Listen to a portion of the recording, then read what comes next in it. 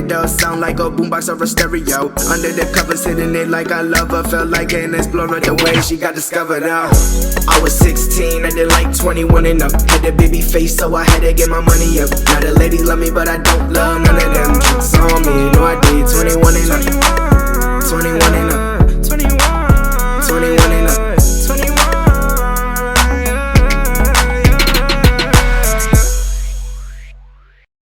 Hey guys, my name is Destiny. Welcome back to my YouTube channel. Today I have a special guest. Hi, my name is Lily and I'm Destiny's mom. And today we're going to be doing a mom tag where I'll be reading her 2 poems from my book Rebirth, which is available for purchase on Amazon of just $12. So make sure you guys go show some support. Both of the poems that I'll be reading in today's video cover a sensitive topic, which is self-harm. So if you are somebody who is currently battling against self-harm, I do not recommend you continue watching this video. Please feel free to DM me. My Instagram is going to be right here. As soon as I see your DM, I'll respond. And keep in mind that there's always that special person that you might feel comfortable with, and just reach out to them. I'm pretty sure they'll be there to listen. So the first poem that I'm going to read is called Gone But Never Forgotten. And basically at the end of each stanza, I'm going to stop to break it down and just elaborate more for you guys so you get a deeper understanding. Also, my mom's first time getting a deeper understanding basically of how my mindset was during this time period. We had to change the location because there was too much noise coming from the background on the other side of the house. But anyways, the first poem that I'm going to be reading today is called Gone But Never Forgotten.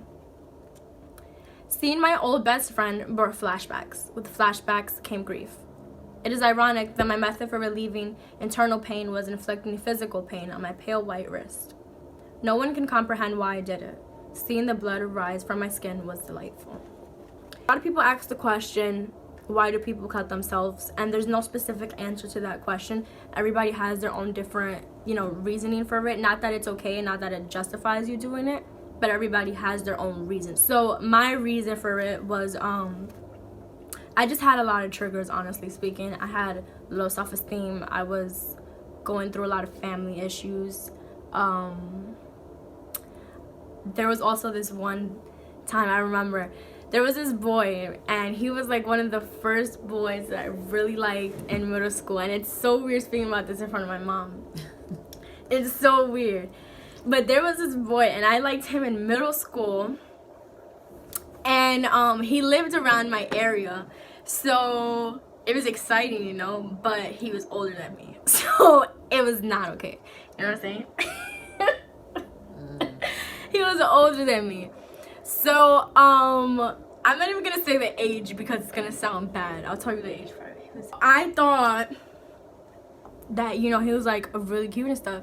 And if you guys know how old Kick is, that's when this time period was. So I used to text him on Kick. I was in 8th grade and I was walking, it was like 8 in the morning, and he was passing right by me, and I was passing right by him. He and some of his friends were joining in, and that was like the most heartbreaking thing to go through when you're in 8th. Well, I was in 7th grade at this time. It wasn't even 8th grade. I was in 7th grade. So it was like so heartbreaking because you don't know anything about relationships. You don't know anything about nothing. You're in middle school. Like everything in middle school is puppy love. It's just puppy everything. You know what I'm saying? So it's just that little fairy tale fantasy when you're in middle school. And basically to get that first hit of like the reality of how people are in high school and stuff like that, it was really sad to me because I'm walking and him and his friends are publicly like humiliating me as I'm walking to school, and they're saying like whore, slut, they're saying like all these different things so loud just because I dumped his friend on Kick. Kick. You must be mad. But you're mad. You're mad. My anxiety rushed. I called my best friend. I called Hanan. And I was talking to her, and I was like, yo, like he just did this and that. And she was like, we gotta go to Wilkinson Park. We gotta go to Wilkinson Park. Not me. You wanna keep doing this.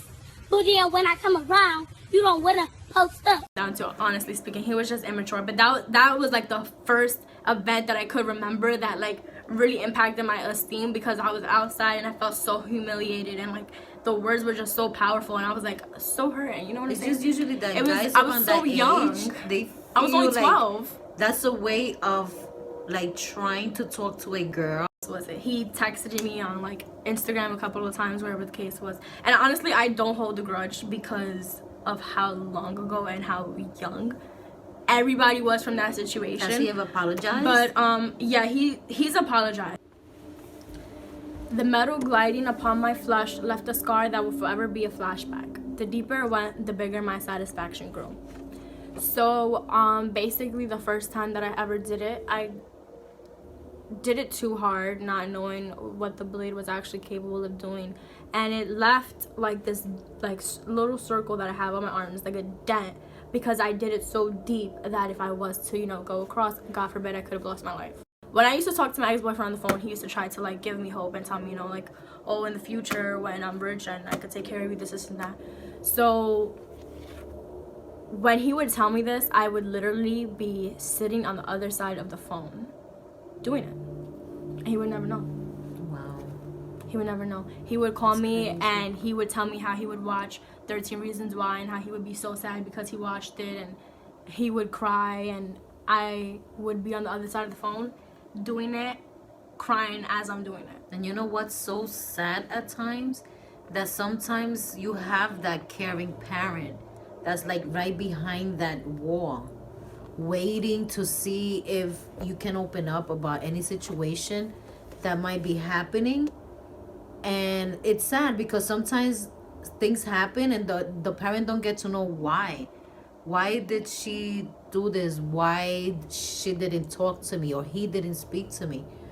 You know, sometimes you speak to the wrong person, sometimes they give you the wrong advice, sometimes not, but it's a chance that you have to take sometimes and find out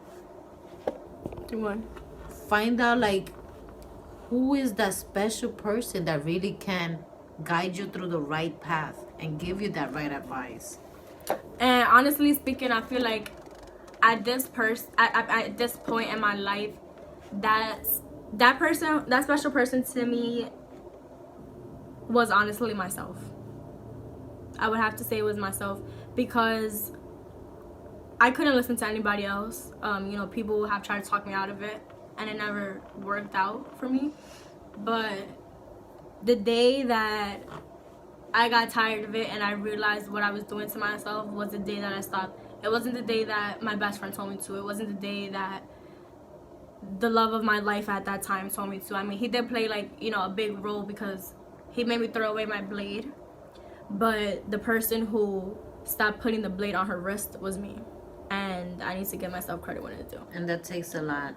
Period. Period. Period. Period. Period. Period. Period. Period.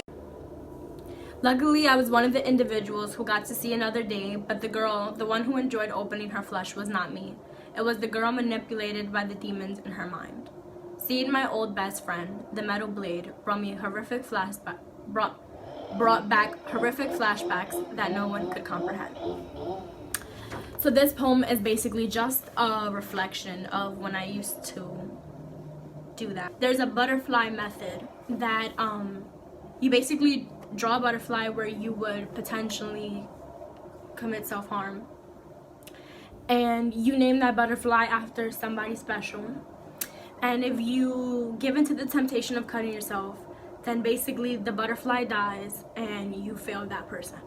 So my butterfly at that time was my ex, because I made that promise to him that I was not going to do it anymore. And after that, I ended up, you know, putting myself as my own butterfly. So that's the reason why it's been nearly 2 years since I've stopped. So yeah.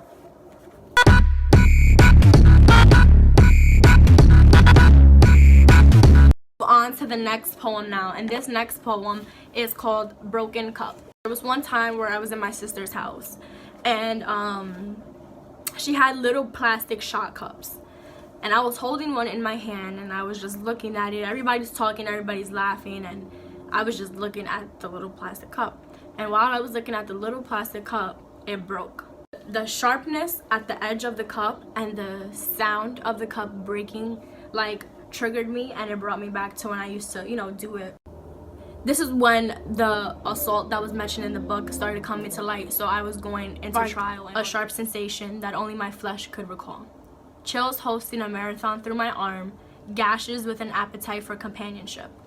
So basically this was, you know, saying how that sound of the cup sparked that like flashback and made me want to do it again.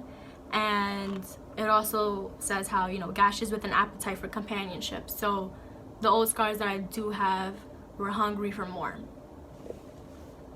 Are my lungs built well enough to exhale the words I love myself? Are my hands hefty enough for resistance? A collision of confidence, so I fantasize about it for a moment or two, only to respond with, I'm stronger than you. And the reason why I wrote this was because the only thing that can stop you from putting a knife or a blade or anything against your wrist to commit self-harm is that self-love, and it's that self-trust that everything is going to be okay if you allow it to be okay. And I get it. You are wondering, stronger than who? I'm stronger than the weakened version of myself. An embellished mind has assisted my purpose, to continue and to prosper, to gain knowledge and to teach. So yes, I love myself enough to reject any engagement in this impious illusion. I just wish my old self could see that I have already won. So this was basically to show a battle against my current state of mind versus my old state of mind, because when you're healing, it's not a straight path.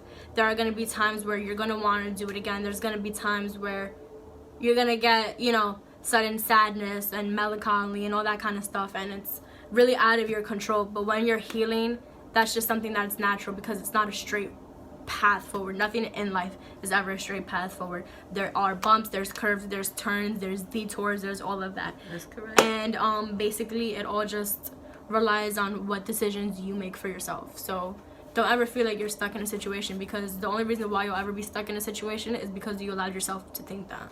Some type of sad emotions, sad feelings, and hopelessness in terms of myself. Because I wish I would have known more about what you was going through. Yeah, I remember one time I came back from my friend's house and we were having a sleepover, and I climbed onto the counter and I went to go grab something from the top of the counter to pass it to you, and you said, "What's on your arm?" And I was like, "Oh, it's from her dog." So scared that like you were gonna realize that it wasn't the dog. It's she gets scared because I'm such like an FBI. Like if I want to investigate something, I really get to the bottom of things, and I really get to the bottom of. Last thing as a parent that I would want is something to happen to my child and feel that guilt of not knowing or not being able to get her the help that she needed at the moment that she needed it. So it triggers feelings, and to know that you had somebody that overpowered the feeling of a mother and child, and you made that person more important than your mom. It triggers some type of feelings, because like mom's supposed to be like the greatest thing. Well, not in every case, but in most cases. Like I thought I could have been able to be a better view as a better person to look for as when I'm going through something. When you're going through something, I can reach out to my mother instead of reaching out to a guy that's no longer here. And look, I'm still here. Mom is always gonna be there. It triggers feelings, and to know that you had somebody that overpowered the feeling of a mother and child, and you made that person more important than your mom.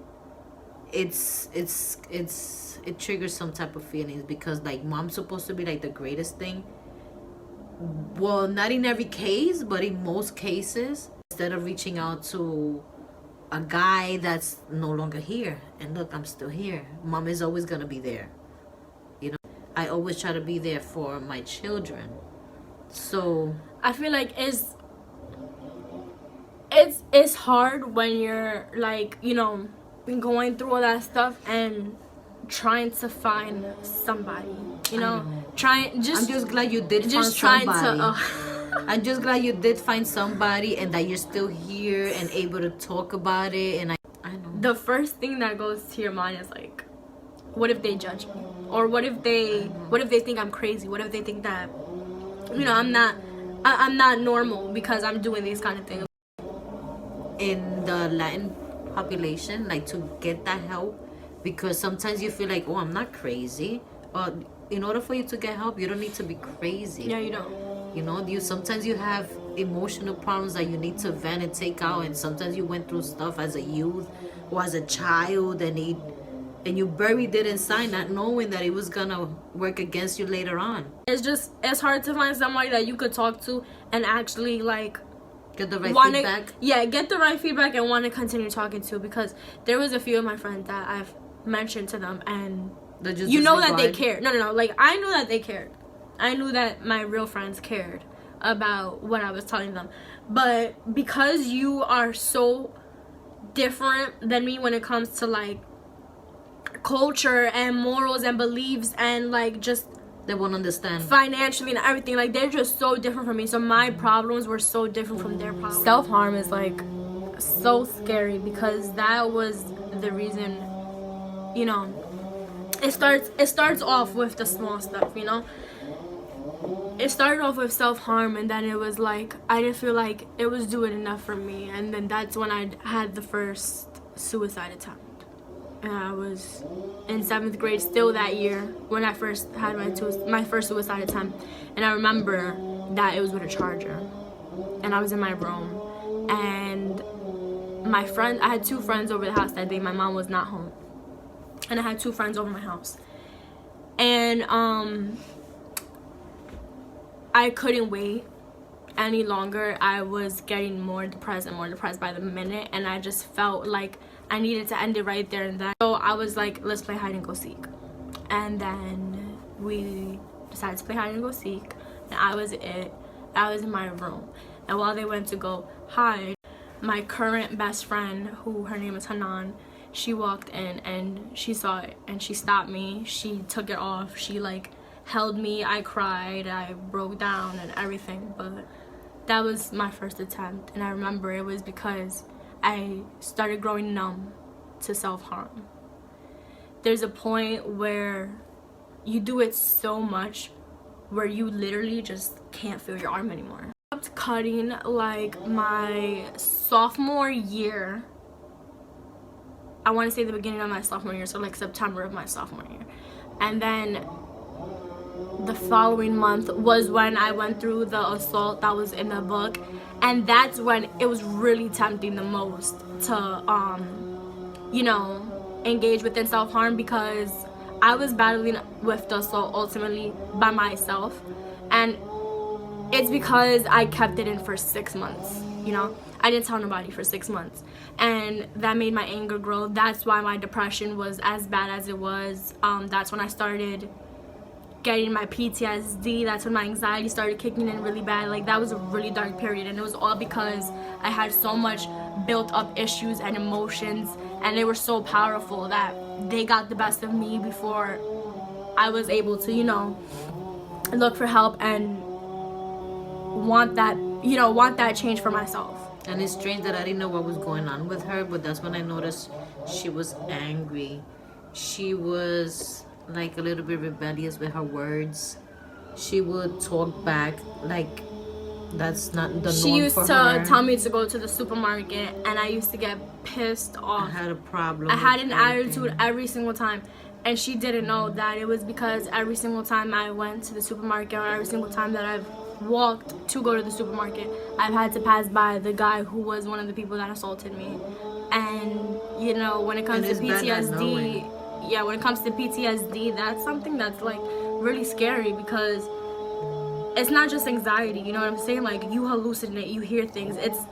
It's far more than just being scared. It's, you know, I'm just surprised that even after the assault and losing our apartment that we lost when we became homeless in March. That was 2019. That was another thing why she kept it to herself. We was going through a lot of stuff. We was going through a lot of stuff. Because she was disabled and has government benefits, a lot of the apartments in New York City were not taking her benefits, and it was like, okay, so where do we go? So from March to November, my mom was homeless until she was able to, like, you know, get on her feet and get an apartment. And then she ended up moving to Massachusetts in November. No, you moved to Massachusetts sooner than that. In June, late June. She moved to November. I moved to Massachusetts late June. Yes, she moved to Massachusetts with in my late son. June. But did not find an apartment until November. I'm sorry. Until November. And I didn't want to leave because I was already having a lot of opportunities in school, as well as with my job. My book was coming out. I was filming for the movie that I'm gonna be in that's coming out this summer. So there was just a lot on my plate, and it was not a good time for me to pick up from New York and just go to a whole new state 2.5 hours away, you know, and lose out on everything that I had going for myself at that time. So it was a sacrifice that I had to make, and with that sacrifice came consequences. So I was homeless from March of 2019 until basically now, until like I moved in with my mom, because she until was from April, well. until April of 2020. So from March of 2019 to April of 2020, I myself was homeless because you know, it was a sacrifice that I had to make, but I had to do it when it came to school. And basically, to wrap up today's video, I just want to, you know, remind you guys that you guys are not alone. My Instagram is right here if you want to DM me for anything, if it's ever, you know, just to talk, if you need support, if you need advice, if you need anything, please feel free to Self-Refinement. And it says, in every beauty there lies a beast, with growth there lies a sacrifice. But at the very least, you may enter a mental paradise. When rising above your treacherous past, there will be few with the ability to keep up. Such a beauty in the form of an outcast, but nothing beats self-love. With no control over waves, we must learn to ride it. Don't run to shore with fears of drowning. You must face dilemmas to touch enlightenment. Independence is key. Prepare for disavowing. Happiness is not a destination, it's a journey. Rainbows evolve when the weather is stormy. There's always a lesson behind every obstacle. There's always a lesson behind every form of darkness, and with darkness there's always a light brighter to shine over that, you know what I'm saying? So with everything that I went through with, you know, abandonment issues from my father, you know, with the assault and everything else that I went through, I'm still standing here today with a $14,000 scholarship, leaving to Florida in a few months to pursue, you know, my education so I could reach my career goals. And I have a published book. I'm gonna be in a movie this summer. So, you know, don't let that pain have power over you. Make sure you have that power over the pain. And with that being said, don't forget to purchase the book on Amazon. All you have to do is type Rebirth by Destiny Brienne and it will pop up. And with that being said, guys, like, share, comment, and subscribe. Bye. Much blessings. Over and out, guys. It's time, it's time. 21, yeah. I was 16, I did like 20.